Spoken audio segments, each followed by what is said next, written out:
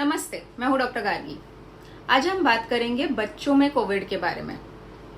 हाँ, second wave में बच्चों के कोरोना के केसेस बहुत बढ़ गए हैं। इसके मेन कारण ये है कि ये वायरस म्यूटेटेड है जो बच्चों को ज्यादा अफेक्ट कर रहा है और ओवरऑल केसेस ही इतने बढ़ गए हैं कि अडल्ट से बच्चों में इसका ट्रांसमिशन बढ़ गया है। अब ध्यान देने वाली बात यह है कि बच्चों में कुछ अलग प्रकार के लक्षण पाए गए हैं। बुखार, सर्दी, खांसी, बदन दर्द, सिर दर्द, ये तो होता ही है। कुछ बच्चों में सिर्फ पेट दर्द, उल्टियां, दस्त या रैशेस होते हैं। बहुत नन्हे शिशुओं में तो सिर्फ स्तनपान ना एक्सेप्ट करना या बहुत सोना ये लक्षण भी हो सकते हैं। जिनमें सिवियर कोविड की संभावना है उनमें गर्दन का दर्द होना, सर दर्द होना, झटके आना, उनके होठ लाल, क्रैक हो जाना, आंखें लाल होना, ये सारे लक्षण दिखाई देते हैं।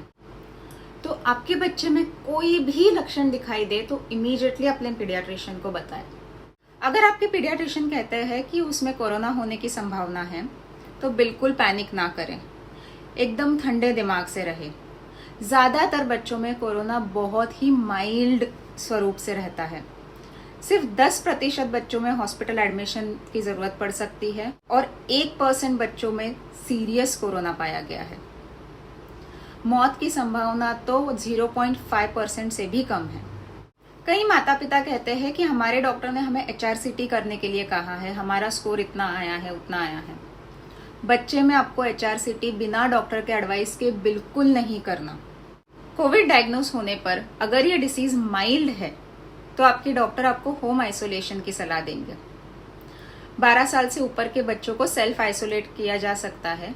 छोटे बच्चों को या दिमागी तौर पर कमजोर बच्चों को माता के या पिता के साथ रखा जाएगा। अब होम आइसोलेशन के दौरान आपको कुछ बेसिक चीजें याद रखनी है। एक तो सोशल डिस्टेंसिंग मेंटेन रखना है। जिनको घर में कोरोना है वो अलग रहेंगे। एक वेल वेंटिलेटेड रूम में उन्हें आप रखें जहां पे उनका टॉयलेट अलग हो। 2 साल से ऊपर के बच्चों में आप मास्क का उपयोग कर सकते हैं। याद रखें, जो बच्चे सफोकेट होने पर खुद मास्क उतार सके उन्हीं में मास्क का उपयोग करें और सैनिटाइज करें। आप घरेलू डिसइंफेक्टेंट से सारे door knobs, light switches, sink handles, remote, mobile phones, ये सब कुछ सैनिटाइज कर लें। उनके ब्लैंकेट्स, बेडशीट्स, पिलो कवर्स, उनके कपड़े, टॉवल्स सब कुछ अलग रखें। खाना खाने पर उनके बर्तन भी अलग से गर्म पानी में रख के फिर धोने के लिए दें, या तो आप डिस्पोजेबल कप्स और प्लेट्स यूज कर सकते हैं। इस दौरान आपके डॉक्टर आपको कुछ बेसिक दवाइयाँ देंगे, जैसे बुखार आने पर सिंपल पैरासिटामोल, उल्टियों के लिए उल्टी की दवाई या दस्त के लिए दस्त की दवाई। इसमें स्पेशल एंटीवायरल या एंटीबायोटिक्स नहीं दी जाएंगी। कई माता पिता पूछते हैं कि हमें फैबीफ्लू दी गई है, हमें हाइड्रोक्सीक्लोरोक्विन दी गई है। याद रखिए, अडल्ट्स में दवाइयाँ अलग है और बच्चों में ये दवाई अलाउड नहीं है, तो इन्हें आधा करके 1/4 करके बच्चों को ना पिलाएं।